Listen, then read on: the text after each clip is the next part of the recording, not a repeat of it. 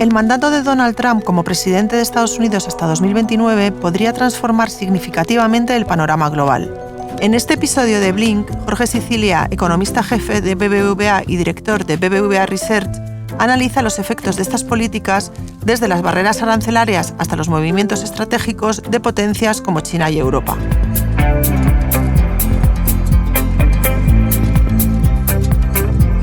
Blink, un podcast de BBVA, con Reyes Pariente.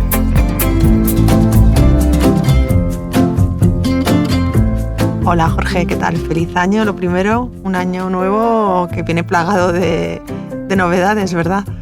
Feliz año lo primero, gracias. Una de las novedades es la toma de posesión de Donald Trump como presidente de Estados Unidos, que tendrá lugar el 20 de enero y que marca el inicio de un mandato que durará hasta enero del 29. ¿Cómo crees que la administración Trump puede cambiar las reglas de juego en la geopolítica? Yo creo que el impacto va a ser significativo. Es verdad que el mundo ya venía cambiando. Trump no gana en un mundo donde la geopolítica esté ordenada. Cada vez hemos venido viendo en la última década medidas proteccionistas cada vez más fuertes, medidas de protección, sobre todo de las empresas, ante los choques que tuvieron con la pandemia, con la guerra de Rusia y Ucrania, con la rivalidad de Estados Unidos y China.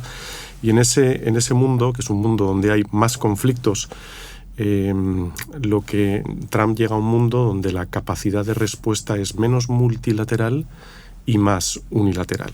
Y en este contexto su propia campaña lo que ha reforzado es esta tendencia al unilateralismo, ¿no? A poner a Estados Unidos primero y a utilizar la fuerza y la capacidad de negociación de un país tan poderoso como Estados Unidos al servicio de Estados Unidos. Y esto obviamente va a llevar a un cuestionamiento mayor de las instituciones multilaterales. Ya no será solo la Organización Mundial de Comercio, sino también entra la OTAN, que eso ya puede tener consecuencias geoestratégicas de calado.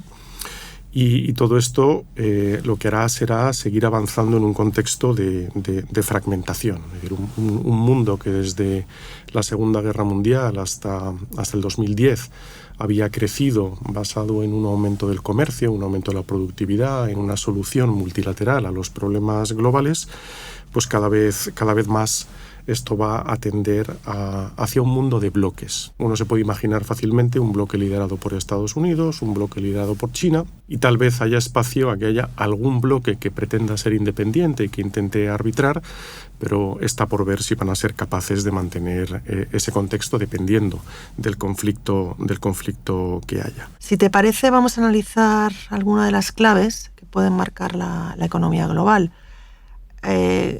Podemos comenzar, si te parece, por las políticas proteccionistas que ya se han ido anunciando.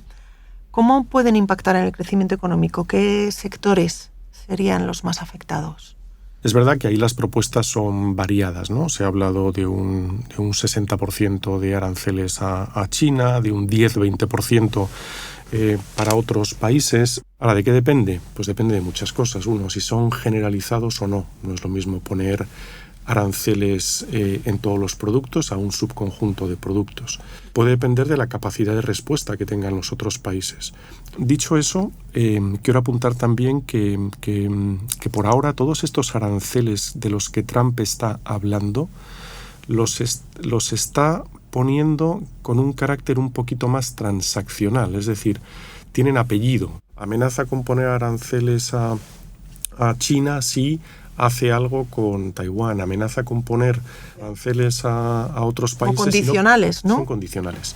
Y en ese sentido, estos aranceles o este anuncio de aranceles pueden ser aranceles que vengan condicionados a que si se hacen algún otro tipo de medidas, los aranceles o podrían reducirse o podrían no entrar en vigor. Ya. Otro de los anuncios importantes que ha realizado Trump, el de las deportaciones masivas.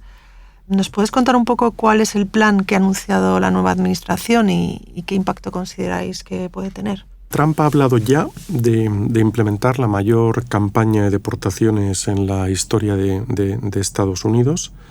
En general, las declaraciones de Trump tienen un componente común, que es la hipérbole, ¿no? O sea, es verdad que todo lo anuncia de manera masiva, pero es verdad que aquí ha dado detalles, ¿no? Y ha puesto nombres, ha hablado de la operación Aurora, ¿no? De lo que él dice que van a ser, digamos, despliegues de escuadrones, en parte por la patrulla fronteriza, pero no solo, para localizar, arrestar y deportar a migrantes. Y ahí el apellido que le pone a todo esto es que especialmente aquellos con antecedentes penales, ¿no? Claro, la implementación de este tipo de políticas es muy complicada, porque la movilización que tú tienes que hacer para, de verdad, conseguir encontrar a todos los migrantes indocumentados es muy compleja. Y por tanto, las primeras críticas que los expertos en migración y en deportaciones en Estados Unidos, estas críticas que hacen, lo primero que atacan es la viabilidad, ¿no? La dificultad de implementarlo. Pero la segunda es el impacto negativo económico y social que pueden tener en términos de, bueno, por distintas razones. En primer lugar, porque Estados Unidos es un país que ha tenido menos que España en términos relativos, pero también gran parte de su crecimiento se explica por haber tenido una entrada de migrantes relativamente importante. Tiene un mercado laboral muy tensionado. Y claro, hablar como habla él de deportar 8 o 9 millones de migrantes, si no los sustituyes con otro tipo de medidas que puedan compensar el efecto negativo en el crecimiento, las estimaciones que han hecho algunos think tanks independientes están en el orden del 7%. Mucho. Muchísimo. Entonces, uno en estas condiciones, si aplica racionalidad a este tipo de anuncios, es difícil pensar que vaya a haber 7 o 8 millones de deportaciones masivas de Estados Unidos en el corto plazo. Esto sería un choque negativo de oferta autoinducido que llevaría no solo a un menor crecimiento, sino también a más inflación, porque generaría muchas presiones salariales.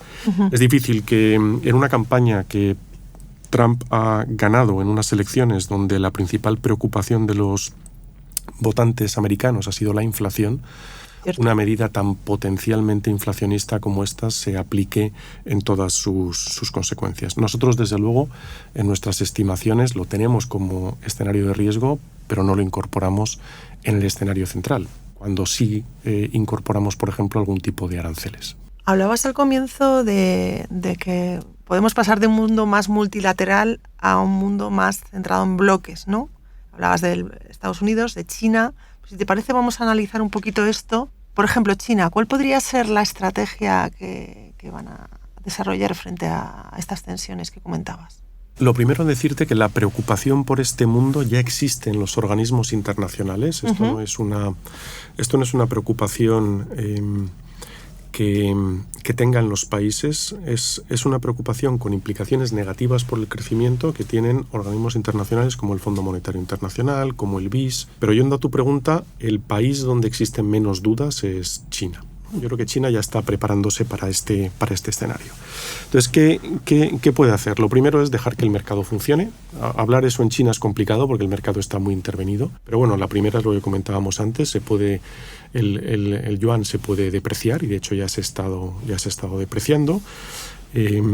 Puede dar algunas subvenciones a las empresas para que consigan mantener los precios reducidos a pesar de que los aranceles suban y por tanto reduzcan sus márgenes y no pierdan cuota de mercado. Esa es una alternativa. Utilizar herramientas de política económica para compensar. Estas serían, entre comillas, las benignas, en el sentido de que no tendrían un impacto negativo adicional sobre el crecimiento global. Pero obviamente puede hacer otras, ¿no? Puede imponer aranceles, puede poner barreras al comercio, y aquí cabe recordar que China tiene un monopolio, no es un monopolio, tiene una posición de fortaleza enorme, no solo en la extracción, sino también en la producción de materiales raros, que son especialmente importantes, por ejemplo, en el mundo de lucha contra el cambio climático, pero también en el mundo del futuro de los vehículos eléctricos. Hay algunas otras que se han comentado, yo las veo un poquito más difíciles, como por ejemplo que China se deshaga masivamente de los bonos que tiene en reservas de Estados Unidos. Esto, aparte de generarle muchas pérdidas a China, sería generaría una volatilidad financiera en la medida en que se alteraría dramáticamente el precio de este tipo de activos importantes. Yo creo que esta la veo mucho más lejana, ¿no? Pero bueno, quiero terminar como empecé. Yo creo que posiblemente el país que haya pensado más en las consecuencias de cómo enfrentar una mayor restricción de la administración americana es China. Y en el caso de Europa, Jorge, ¿cuáles serían los principales desafíos a los que se enfrentaría en este nuevo escenario? Bueno, las presiones por Europa yo creo que son múltiples, ¿no? La primera es que Europa está muy invertida en el crecimiento global. Es una de las regiones más abiertas. Es verdad que mucho comercia entre países europeos, pero es una de las regiones muy abiertas. Está muy expuesta a exportaciones a Estados Unidos, pero también a China, con lo cual la situación de una vuelta al unilateralismo y a un menor papel del comercio internacional es un choque mucho más negativo para Europa que para otros países, pues, precisamente por esa inversión que ha tenido en abrirse al exterior. En segundo lugar, tiene la presión de tener dos guerras cerca, obviamente la guerra de Rusia y Ucrania y del Medio Oriente. Tiene una dependencia de energética muy significativa que no tiene Estados Unidos.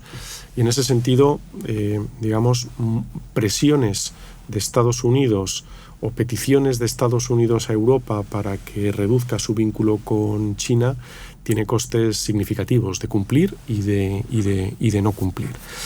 En este contexto, Europa estructuralmente tampoco está precisamente bien posicionada, ¿no? Yo creo que en términos de productividad, en términos de foco en las nuevas tecnologías y en elementos de crecimiento, tiene debilidades. El envejecimiento de la población también es significativo y necesita migración, y está por ver qué ocurre en el mundo político europeo acerca de la migración, como estamos viendo en algunos países.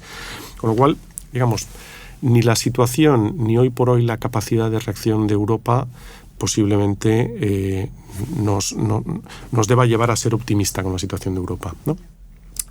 Todo esto obviamente va a ser mucho más importante para países exportadores de bienes como Alemania que para países exportadores de servicios como España, ¿no? Es decir, que obviamente aquí va a haber heterogeneidad y no va a afectar de la misma manera a todo el mundo. Dicho eso, te decía de España. España está bien posicionada en el sentido de que está más posicionada a servicios que a industria. No es que la industria no sea relevante, pero menos en términos relativos que otros países. Resumen, las consecuencias para Europa de una presidencia de Trump, sí, sus promesas electorales se cumplen, son más amplias en el sentido tanto económico como político, ¿no? ¿Qué tendría que hacer? ¿Qué estrategias podría adoptar la Unión Europea, por ejemplo, para proteger su competitividad, para protegerse en este entorno tan complicado? Bueno, yo creo que la estrategia no es fácil. Yo creo que ya en la propia pregunta estás anticipando la respuesta. Europa no es una unión política y, por tanto, en muchos elementos no actúa, por ejemplo, en términos de política exterior, no es una unión, lo cual eso hace que la capacidad de reacción sea menor. Luego las divergencias políticas en Europa también son significativas. Es difícil formar gobierno en muchos países, hay falta de consenso, con lo cual no solo la heterogeneidad entre distintos países, sino también los propios países tienen problemas de definición de qué tipo de políticas tienen que hacer.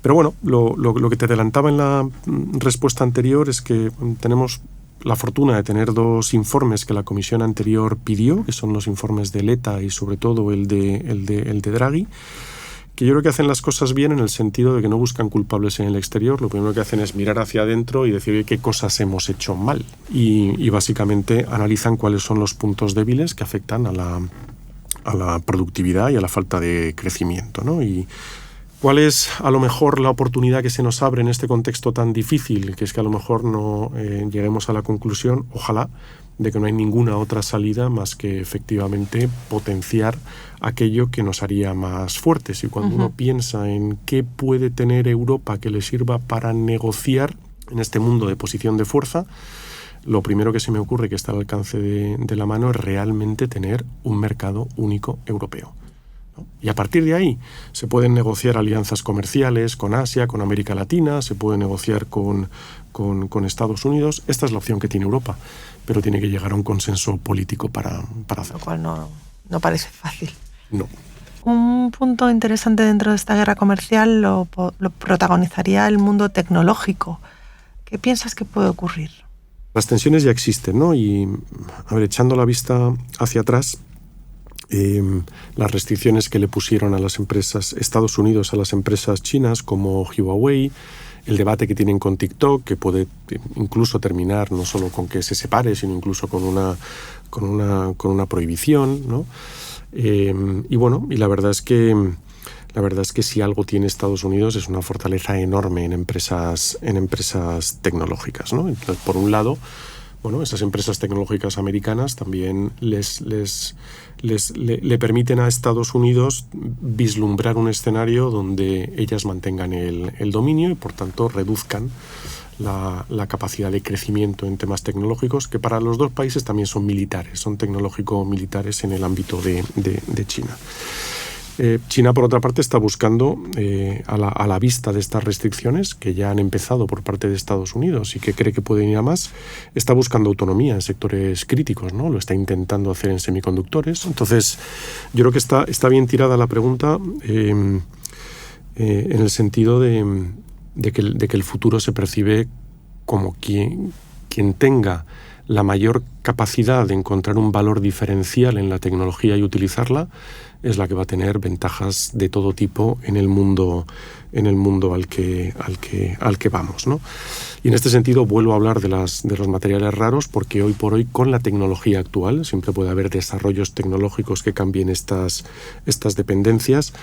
Bueno, ya no es solo que Europa pueda estar un poquito por detrás en la capacidad de implementar la tecnología, no porque no tenga capital humano, sino precisamente porque lo que ha sido incapaz es de poner en valor de mercado y en empresas grandes esa capacidad tecnológica que por capital humano y por patentes y por innovación podría tener, sino que es que tiene una debilidad intrínseca en los materiales raros, ¿no? Debilidad que no tiene China claramente y que Estados Unidos está intentando combatir. ¿Dónde están esos materiales raros? No solo están en Groenlandia, que es donde Estados Unidos está poniendo el foco. América Latina tiene mucho. Yo creo que en ese sentido acuerdos comerciales de Europa con América Latina, como el de Mercosur, son vitales para abrir un poco esa relación y poder también tener acceso en un contexto europeo, quiero decir basado en reglas, con acuerdos comerciales que les puedan favorecer también a esos países. Yo creo que esa es una capacidad de gestión que tiene Europa. Y luego está el papel que tienen las empresas tecnológicas en la capacidad de influencia, algo que estamos viendo en Estados Unidos recientemente. Sí. Eso ya veremos cuán estratégico es, pero también es un punto de atención relevante, ¿no? Todos estos escenarios que comentas, ¿qué impacto puede tener en el mundo financiero? ¿Prevéis un aumento de la volatilidad? Bueno, yo creo que la única certidumbre es que yo creo que vamos a estar en un mercado mucho más volátil y ojalá que esa volatilidad sea ruido y que luego no se traslade a volatilidades estructurales por cambios de modelo de crecimiento, ¿no? Que también podría ocurrir. Y bueno, también en este mundo financiero han cobrado protagonismo las criptomonedas, porque Trump ha anunciado su intención de convertir a Estados Unidos en la capital cripto del planeta. ¿Cuál es vuestra valoración? Este es uno de esos elementos, ¿no?, donde ha sido bastante claro. Lo que ha dicho se ha posicionado como un defensor del crecimiento de las criptomonedas. De hecho, bueno, eso se ha hablado con detalle de dos elementos que afectarían a ese posicionamiento. Uno, lo que ha llamado la reserva estratégica de Bitcoin. Lo que ha sugerido es integrar el Bitcoin en las reservas nacionales de Estados Unidos. Esto abre un potencial punto de conflicto con la Reserva Federal. Ese es el primer punto. También ha hablado de una reforma regulatoria. Se ha comprometido a poner fin a lo que llama represión regulatoria sobre las criptomonedas y habla de un consejo asesor de criptomonedas para hacer un marco transparente. Lo único que se ha dejado claro, aparentemente, es que esta idea de una moneda digital de los bancos centrales, que por otra parte el Banco Central Europeo está explorando. Sí, el euro digital, efectivamente. Sí, pues ese lo ha descartado, por ahora. Por ahora. Pues vamos a pasar ahora al ámbito energético. ¿Cuál es la estrategia de Trump en este campo? Me cuesta mucho definir todo lo que por ahora hemos leído de Trump como una estrategia. Yo creo que él habla de muchas cosas, sobre esas cosas plantea un interés y yo creo que sobre eso va a terminar teniendo una estrategia. A diferencia de otros ámbitos como el económico, donde hay elementos muy contradictorios, aquí es verdad que no hay elementos tan contradictorios, ¿no? Si acaso uno que te comentaré, te comento mejor después, ¿no? El primero es que él está hablando de impulsar los combustibles fósiles. Esa es la clave, ¿no? Y en ese sentido es consistente. Y ahí ha hablado desde la promoción del fracking. Lo que quiere hacer es seguir profundizando en algo que a Estados Unidos le ha funcionado muy bien, que es la independencia energética. De hecho, la preocupación de Estados Unidos por el Medio Oriente ha disminuido estructuralmente desde que Estados Unidos tiene fracking y capacidad de producir, con lo cual esto es algo que va a continuar. También ha hablado de reducir regulaciones ambientales para favorecer el crecimiento no solo de combustibles fósiles, sino en general de industrias extractivas. También está pensando en los materiales raros. Él quiere aumentar la capacidad de exportación y por tanto también está hablando de infraestructura energética, oleoductos, gaseoductos, ¿no? Ese tipo de cuestiones. Y es verdad, y aquí es el matiz que te quería hacer, que en ese debate él no está hablando de las energías renovables explícitamente, ¿no? Dicho eso, las energías renovables han crecido mucho en Estados Unidos y yo creo que muchas empresas de producción energética de Estados Unidos han diversificado. Tú miras a Texas, por ejemplo, y analizas cuál es su capacidad de competir y la verdad es que la capacidad que tiene Texas de producir energías baratas es enorme y depende no solo del petróleo, sino también depende de energías renovables. En este sentido, yo creo que las empresas americanas han encontrado en estas energías renovables una capacidad de ser mucho más eficientes en el coste al cual pueden suministrar esa electricidad. Entonces, bueno, ¿cuál es la consistencia de todo lo que dice Trump? Que quiere tener una capacidad de producción energética enorme y la que le sobre exportarla. Y en eso yo creo que también va a hacer cosas, ¿no? Jorge, ¿esta mayor capacidad de producción energética qué implicaciones puede tener a nivel global? Refuerza la seguridad energética de Estados Unidos, en primer lugar, y eso les ha funcionado bien. En segundo lugar, pondrá o puede poner una presión a la baja sobre precios globales del petróleo y del gas. Eso puede tener efectos no solo sobre la competitividad de sus empresas, sino también directamente en la inflación. Ahora, el impacto que tenga esto en otros países va a depender del nivel de proteccionismo del que hablábamos antes, ¿no? Pero bueno, efectivamente, si tiene una capacidad de producción energética muy fuerte, desde luego una de las fuentes de cambio de matriz energética de Europa cuando ha tenido que reducir su dependencia de Rusia ha venido por la producción del gas, por la exportación de gas de Estados Unidos, ¿no? Con lo cual, digamos, si eso no cambia, uno de los efectos colaterales puede ser positivo con Europa, que es mejorar la seguridad energética europea. Pero eso dependerá de si lo utiliza como mecanismo de negociación o no. Y luego lo que también ha dejado claro, más allá de lo que luego hagan las empresas, es la salida del Acuerdo de París, ¿no?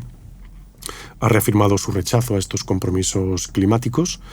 Esto debilita esfuerzos globales en los que Europa está muy, muy, muy comprometida, ¿no? La pregunta es si esto aumenta la presión a regiones como Europa que también por necesidad de autonomía estratégica podemos necesitar liderar esta transición energética o no, ¿no? Depende de si nos pone restricciones a Europa para importar los materiales de China o ese tipo de cuestiones nos puede terminar afectando.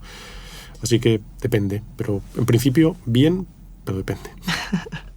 Por concluir, en este nuevo escenario tan complejo, ¿cuál es vuestra estimación de crecimiento a nivel global para este año, para 2025? Es muy difícil hacer un escenario. A nosotros nos sentimos más cómodos haciendo escenarios que llamamos el no policy change, que hacer escenarios donde tenemos que suponer que hay un policy change. ¿No? Pues siempre es mucho más incierto, ¿no? Lo que nos ha salido es un escenario que es el que ahora mismo tenemos vigente, que es Estados Unidos creciendo un 2%, un poco por encima en 2025, con una inflación más alta. Para Europa, como comentábamos antes, como tiene una debilidad relevante y la capacidad de maniobra no es tan alta, el crecimiento que tenemos es del 1%, relativamente bajo, pero en la medida en que no impone aranceles, la inflación también va a ser mejor que en Estados Unidos y en ese sentido hay más margen para que el Banco Central Europeo pueda bajar tipos de interés más o menos hasta el entorno del 2%, ¿no?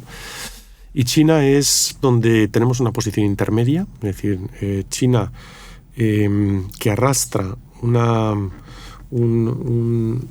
efecto negativo en el crecimiento por la situación del mercado inmobiliario y por una demanda doméstica, sobre todo consumo, muy débil, pero tiene mucho margen de maniobra, ¿no? Y capacidad para implementarla, como hablábamos antes. Entonces sí estamos contemplando que va a tener capacidad de a lo mejor estimular el consumo de una manera más agresiva. El nivel de consumo en China es bajísimo comparado con el promedio internacional. Ese es el problema de crecimiento que tiene China, que todo lo invierte y nada lo consume. Bueno, si lo hace bien, que eso es estimular el consumo interno, pues creemos que conseguirá mantener el crecimiento del 4%. Lo que sí creo, por poner en un número lo que te decía antes, es que este escenario central que nosotros tenemos posiblemente tenga la menor probabilidad de ocurrencia de todos los escenarios centrales que hemos tenido hasta ahora, precisamente porque hay tantas cosas de riesgo asociado a lo que está ocurriendo, que hay masa de probabilidad significativa a que pueda haber desvíos según las cosas que vayan pasando en los próximos años. Vamos, que vamos a tener que ir viendo partido a partido. Como diría. Pues bueno, iremos viendo. Jorge Sicilia, muchísimas gracias por compartir tu visión y ayudarnos a entender todos estos retos económicos y geopolíticos que nos esperan. Muchas gracias por la invitación. Sigue a Blink en las principales plataformas de audio y a BBVA en redes sociales.